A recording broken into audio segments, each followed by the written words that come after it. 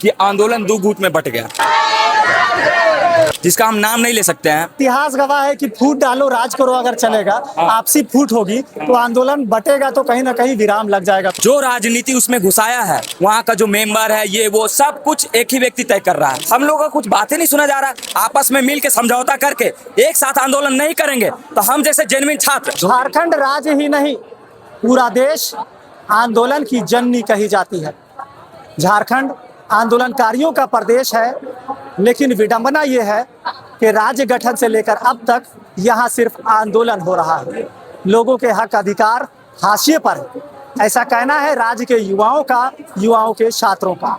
नमस्कार, ओंकार न्यूज़ में आप सभी का स्वागत है। मैं हूँ मोइजुद्दीन।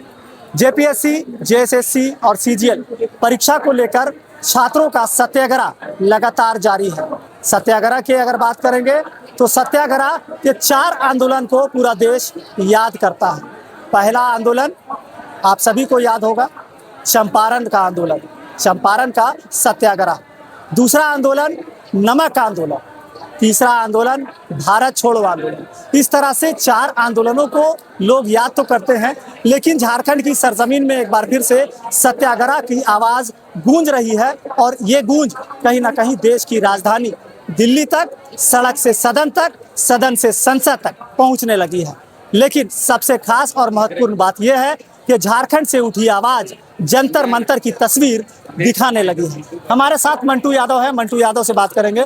मंटू जी, छात्रों का ये आंदोलन सत्याग्रह की तस्वीर दिखा रही है, खासकर जंतर मंतर से और राजधानी रांची से ये तस्वीरें आपस में मिलती जुलती नजर आ रही हैं, क्या कहेंगे? एकदम ये जंतर मंतर से इंस्पायर होकर हम लोग ये जो करप्शन के खिलाफ खड़े हुए हैं, वो वहीं से देखा सेखी में हम लोग सरकार के खिलाफ, ये जो करप्शन है उसके खिलाफ खड़े हुए हैं।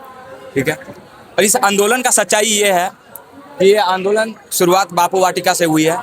और आप लोगों को पता होगा कि 29 तारीख को जयपाल सिंह मुंडा स्टेडियम से अल्बर्ट एक्का चौक जो है हम लोग मार्च किए थे।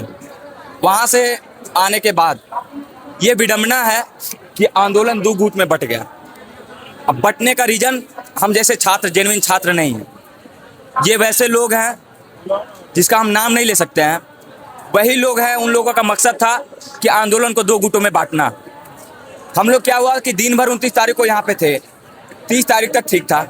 उसके बाद अगले दिन हुआ क्या, यहाँ पे सुनने में हम लोग गए थे खाना खाने के लिए रूम, तब यहाँ पता चला हम लोगों की लड़ाई हो गया 2 गुटों में। और वो जो दूसरा गुट आया था उसका मकसद ही था आंदोलन को 2 गुट में बांटना।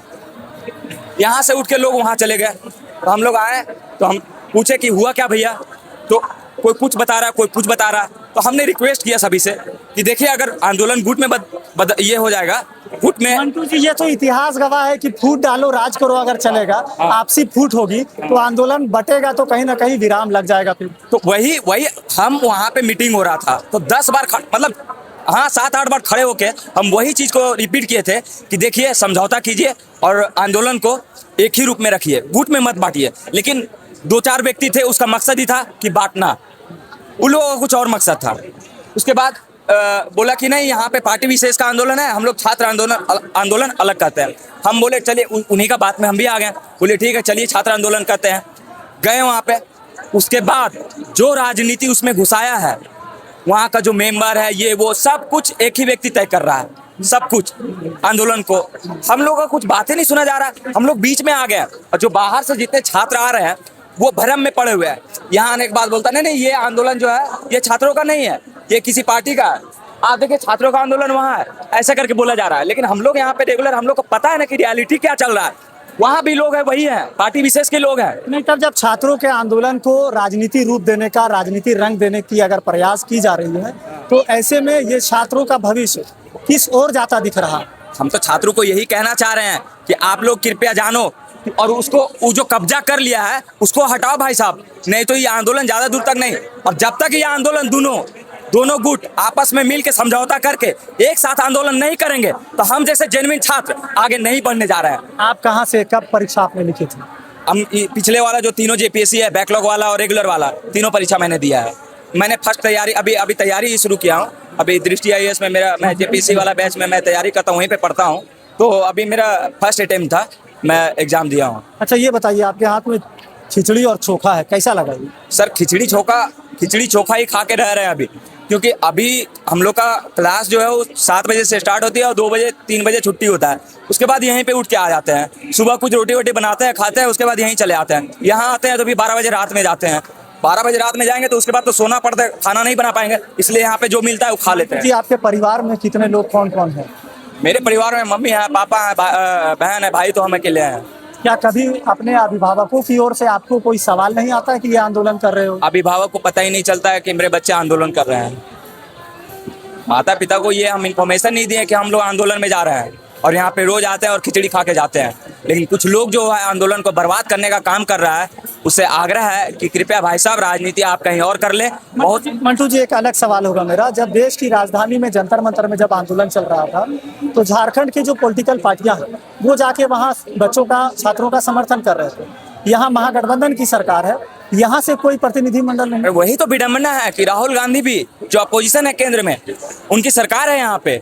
हम उनसे भी सवाल करना चाह रहे हैं कि क्यों ऐसा क्यों हो रहा है, दो नीति वाला काम क्यों हो रहा है। आप सेंट्रल गवर्नमेंट के खिलाफ आप जाके वहाँ पे आंदोलन करते हैं, और यहाँ आपके ही सिस्टम में करप्शन भरा पड़ा है, आपके ही सिस्टम से पेपर लीक हो रहा है, ये पूरा बर्बाद करके रखे हैं। आप कम से कम आए, हमारी बातों को सुने। अंतोगतवा छात्र चाहते क्या है इस आंदोलन के तहत, कहाँ पहुँचना चाहते? छात्र की कोई बड़ी मांग नहीं है, छात्र की जेन्युइन मांग है कि हमारे एग्जाम जो है वो फेयर लिया जाए। इस तरह से कोई ब्लैक लिस्टेड कंपनी और ये दिस दैट जो है कितना चीज बताए, पूरा सिस्टम करप्ट है। अगर बताना चाहेंगे तो कम से कम 50 लिस्ट बन जाएगा कि कितना करप्शन है। अब क्या ही बताएं, सीधा बोल देंगे कि सिस्टम ही करप्ट है। चलिए, तो झारखंड की सरजमीन पर बच्चों की ओर से नहीं कहेंगे, छात्रों की ओर से सत्याग्रह आंदोलन किया जा रहा है, जिन्होंने ये साफ तौर पर कहा है ये है हेमंत सोरेन की माया, कहीं है धूप तो कहीं है छाया। पूरी तरह से भ्रष्टाचार में लिप्त इन्होंने बताया है। ये भी कहा है कि सिस्टम का पहिया पूरी तरह से भ्रष्टाचार में लिप्त है और सिस्टम का पहिया बहुत ही धीमी गति से चल रहा है। जंतर मंतर में केंद्रीय एजेंसियों, केंद्रीय अधिकारियों ने बच्चों का साथ दिया, लेकिन यहाँ कोई भी प्रतिनिधिमंडल हमसे मुलाकात करने, हमारी स्थिति जानने नहीं आया। साफ तौर पर इनके भीतर एक आक्रोश है, मन में एक सवाल उठ रहा है कि आखिर बच्चों के भविष्य के साथ ये भेदभाव क्यों किया जा रहा है। ऐसे ही कई सवालों के साथ, कई जवाबों के साथ हम फिर से आगे बढ़ेंगे। देखिए हमारे अगले वीडियो में। अभी के लिए दिए इजाजत।